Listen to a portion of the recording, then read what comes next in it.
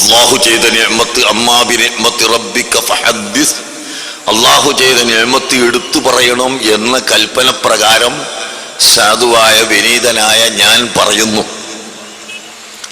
ഞാനും ഉള്ളാൾ തങ്ങളും കൂടി ഇബ്നു അത്താഇല്ലാഹി സിക്കന്ദരി റളിയല്ലാഹു അൻഹുവിന്റെ ഖബറിന്റെ അടുക്കൽ പോയി സിയാറത്ത് ചെയ്തു. സിയാറത്ത് കഴിഞ്ഞതിന്റെ ശേഷം ഞാൻ ഇബ്നു അത്താഇല്ലാഹി സിക്കന്ദരി തങ്ങളോട് പറഞ്ഞു, അജിസ്നി ലിതദ്രീസിൽ ഹിക്കം,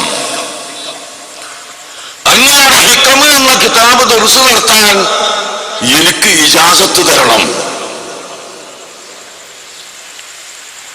ബഹുമാനപ്പെട്ട ഉള്ളാൾ തങ്ങളും പറഞ്ഞു, അങ്ങനെ തന്നെ, ഞങ്ങൾക്ക് ഇജാസത്ത് തരണം. ആരോട് പറയുന്നു? ഖബറിന്റെ ഉള്ളിൽ കിടക്കുന്ന ഇബ്നു അത്താഇല്ലാഹി സിക്കന്ദരിയോട് തന്നെ. ആർക്കും സംശയം വേണ്ട, അങ്ങനെ മരിച്ചവരോട് പറയാമെന്ന് തന്നെയാണ് ഇസ്ലാം പഠിപ്പിച്ചത്. ഞങ്ങൾ എങ്ങനെയാണ് വിശ്വസിക്കുന്നത്. അങ്ങനെ സിയാറത്ത് കഴിഞ്ഞ് അന്ന് തന്നെ രാത്രി എയർപോർട്ടിലേക്ക് പുറപ്പെട്ട് പ്ലെയിനിൽ കയറി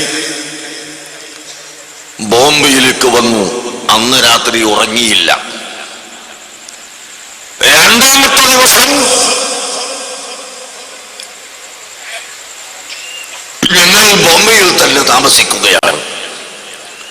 അവിടെ അബ്ദുൽ മജീദ് ഹാജിയുടെ വീട്ടിൽ ഞങ്ങൾ താമസിക്കുമ്പോൾ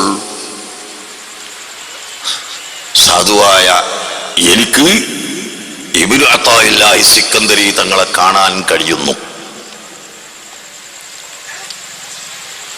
എന്നോട് പറയുന്നു, നിനക്ക് ഹിക്മ ദർസ് നടത്താൻ ഞാൻ ഇജാസത്ത് തരാം, പക്ഷേ നീ എല്ലാ രാത്രിയും തഹജ്ജുദ് നിസ്കരിക്കണമെന്ന നിബന്ധന പ്രകാരം.